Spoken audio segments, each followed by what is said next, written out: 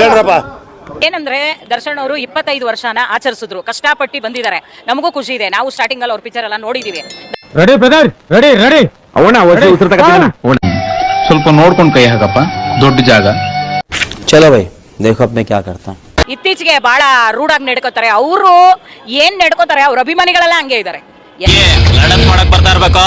ಅವಳ್ಯಾರಮ್ಮ ಎಲ್ಲ ಲೀಡರ್ ಇರ್ಬೇಕು ನೋಡಕ ಅಲ್ಲಿ ಉದ್ದಕ್ಕಿದ್ದನಲ್ಲ ನನ್ ಮಗನೇ ರಬ್ಬ. ಎಲ್ಲಾರು ಅಂತ ಹೇಳೋದು ತಪ್ಪಾಗುತ್ತೆ. ಕೆಲವು ಅಭಿಮಾನಿಗಳು ನನಗೆ ನನ್ನ ಸೆಲೆಬ್ರಿಟಿಗಳು ಮುಖ್ಯ, ನನಗೆ ಕೆಲಸ ಮುಖ್ಯ. ಅದು ಬಿಟ್ಟು ಯಾರೇ ಆಗ್ಲಿ ಏನೇ ಆಗ್ಲಿ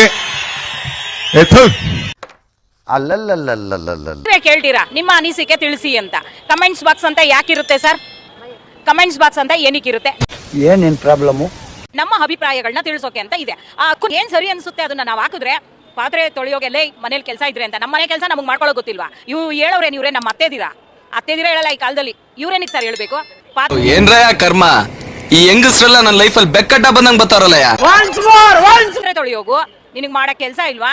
ನಿನ್ ಗಂಡ ಇಲ್ವಾ? ಎಲ್ಲಿಂದ ಎಲ್ಲಿಗೋಗುತ್ತೆ ಅಂದ್ರೆ ಎಲ್ಲ ಮಾತಾಡ್ತಾರೆ. ಈ ತರ ಪದ ಬಳಕೆ ಬಳಸ್ತಾರಲ್ಲ, ನೀವು ಹೀರೋ ಆಗಿ ನಿಮ್ಮ ಕೆಲವು ಅಭಿಮಾನಿ. ಹೆಣ್ಣು ಅಂದ್ರೆ ತಾಯಿ, ಹೆಣ್ಣು ಅಂದ್ರೆ ದೇವತೆ ಅಂತವ್ರು ನೋಡಿದ್ರೆ ತಲೆನೂ ಬಗ್ಗಿಸ್ತೀನಿ, ಪೂಜೆನೂ ಮಾಡ್ತೀನಿ, ಕೈಯೂ ಮುಗಿತೀನಿ. ಹಾಗಂತ ಮುತ್ತೈದೆ ತರ ಮೇಕಪ್ ಹಾಕೊಂಡ್ ಪೋಸ್ಟ್ ಕೊಡೋರ್ಗೆಲ್ಲ ಮರ್ಯಾದೆ ಕೊಡೋದಕ್ಕೆ ನನಗೇನ್ ದರ್ದ? ಹೋಗಮ್ಮ ಕೆಲ್ಸ ನೋಡು. ನಿನ್ನ ಇವರಿಂದ ಸಾರ ಹೀರೋ ಹೆಸರು ಹಾಳಾಗ್ತಾ ಇದೆ. ಮೊದ್ಲು ಸರಿಯಾಗಿ ಮಾತಾಡೋದ್ ಕಲಿ. ಯಾವ ಬೋಳಿ ಮಗ ಹೇಳಿದ್ರಿ? ಏನ್ರಿ ಅದು ಮಾತಾಡೋದು? ಏನ್ ಮಾತಾಡ್ತಾರ್ರಿ? ಯಾವನ್ರಿ ಅವನು? ನಮಗೆ ಸ್ವಾಭಿಮಾನ ಇದೆ. ಬರೀ ಇಂತದೆಯ.